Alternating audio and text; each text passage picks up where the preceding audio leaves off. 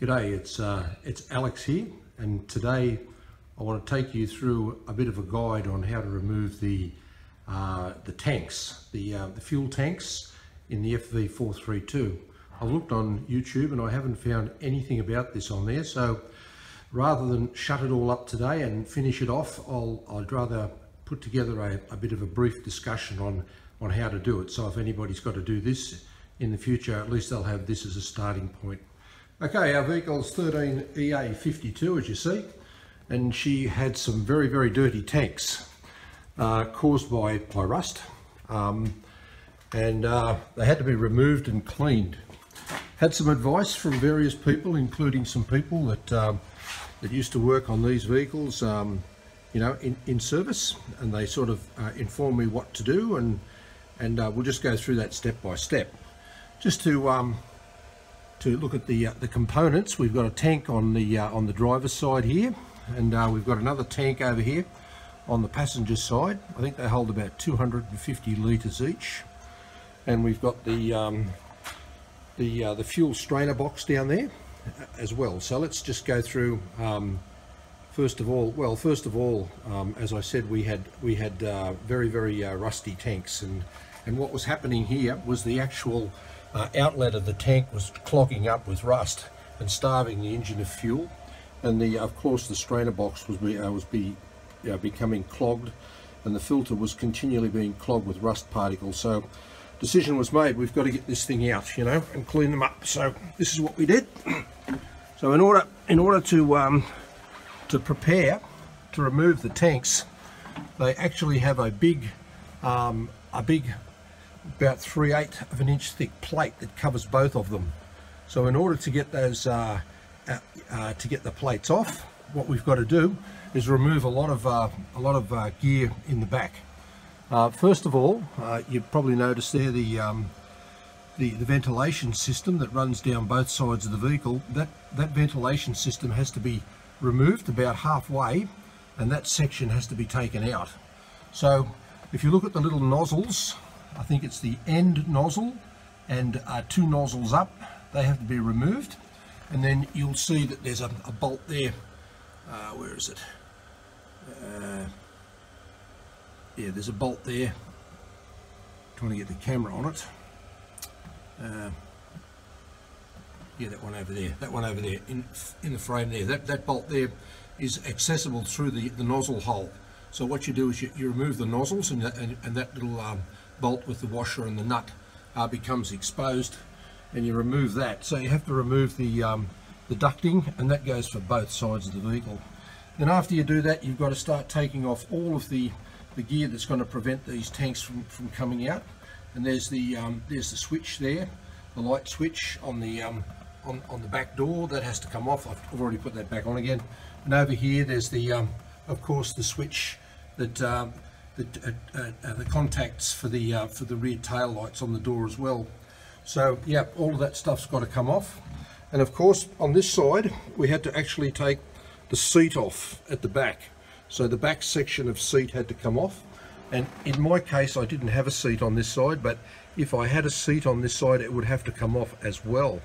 So after getting all of the gear off, the big plates have to come off. So they attach by some bolts along the bottom and some bolts along the top. And those plates are very, very heavy, by the way. It's a two-man job. Lift the plates off and remove them. And same the same over here on this side. I'll just jump out and show you what these plates actually look like. So they're the two plates there that have been removed. Quite thick, probably 1/4 inch. Yeah, very, very thick, very heavy. But those plates have got to come out. So then of course you've got to start getting rid of some fuel hoses.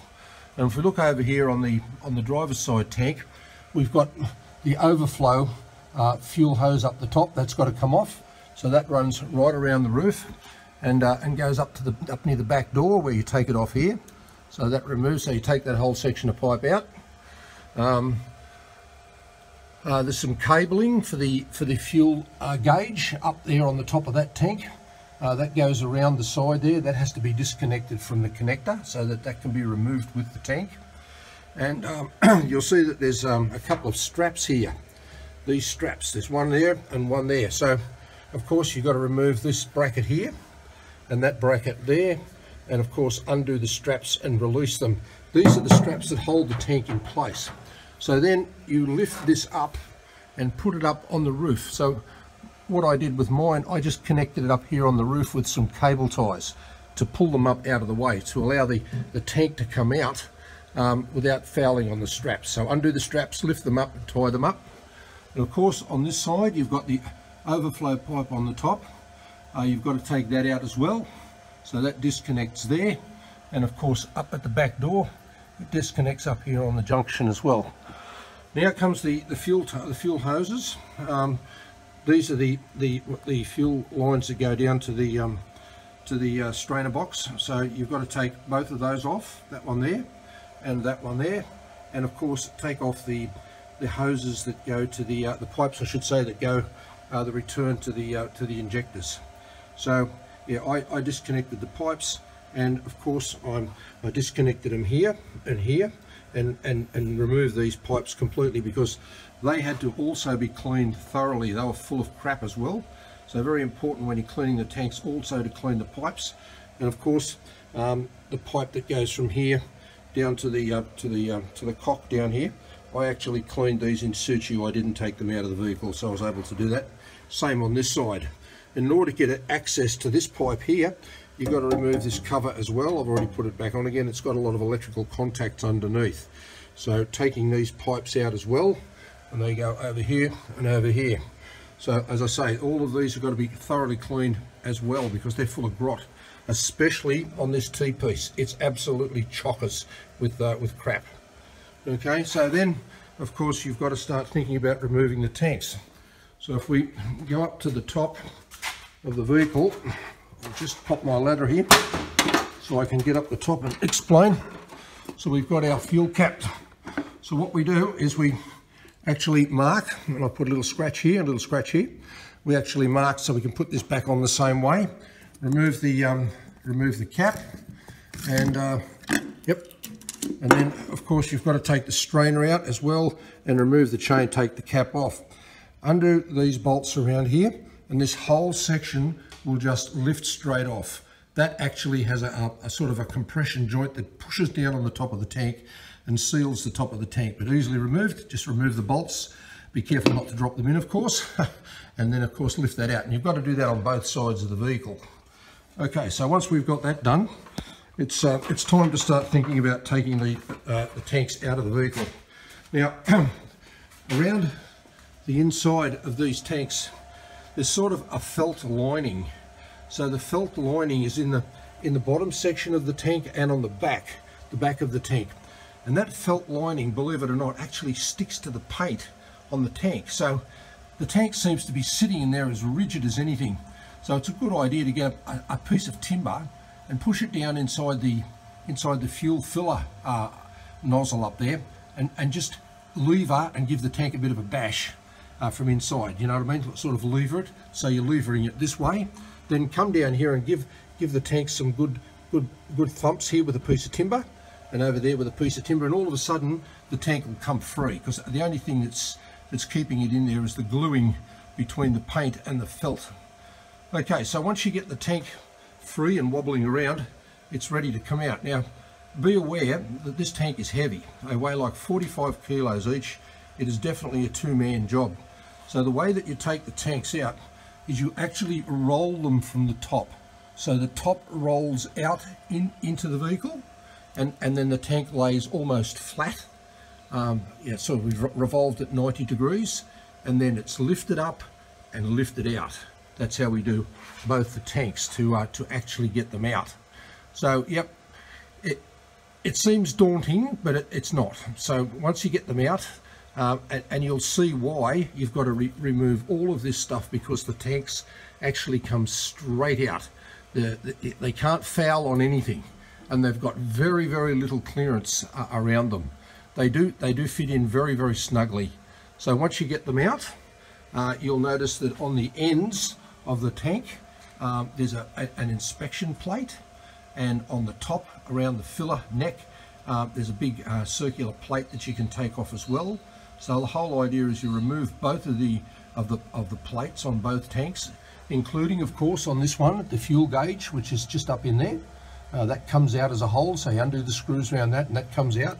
And then it was recommended to me by some gentlemen who work on these vehicles on an everyday basis that the way to clean them out is with a high pressure blaster. So I got myself a 3000 psi high pressure blaster, and inside the tank there's a maze of baffles, but it is possible to get the nozzles of the blaster through the baffles. And what I did, I went and bought myself a selection of bent nozzles that fit on my high pressure blaster. I got a 30-degree nozzle, and I got a 90-degree nozzle and a U nozzle, and with those three nozzles clipped onto the front of my high pressure blaster, I was able to clean the tanks thoroughly. So yeah, very, very good clean out. And honestly, probably an hour and a half to each tank blasting it, because the amount of crud in there is just absolutely incredible. I asked the gentlemen that work on these every day, was there any other sort of prevention put into the tanks? They said no, that was it. That was basically what the Army does. So then it's a case of new gaskets for the inspection plates on the sides, and of course putting them back in is a reversal of what I've just described. And there you go. And of course you would also clean out your strainer tank, which has got the filter in there, the straining filter as well, and do the job complete. So there you have it. I would have liked to have made this video when the tanks were out, but unfortunately I didn't think of it. So yeah, it is what it is. So there you go, guys. It gives you a bit of a heads up of what it's all about. I hope that was helpful. It would have been helpful for me because when I decided to do this job, I really had no guide, only the manual and some advice from a very helpful bloke, as I say, that works on these things on a daily basis in the UK, who gave me some very, very good tips. So there you go, guys. A bit of an insight on how to do some maintenance on your tanks. And believe me, they actually do need maintenance. You'd be surprised. By the way, the tanks were originally galvanized inside, but the galvanizing actually eats off, so they're pretty well bare metal by the time that they get into the second-hand market. So there you go. You may be able to spend some more money on cleaning the insides better than I did. You may be able to spend some more money perhaps putting a lining on the inside with some sort of a resin or something like that, which would be better again, but that's what I did. Okay, thank you. Catch you again. Bye bye.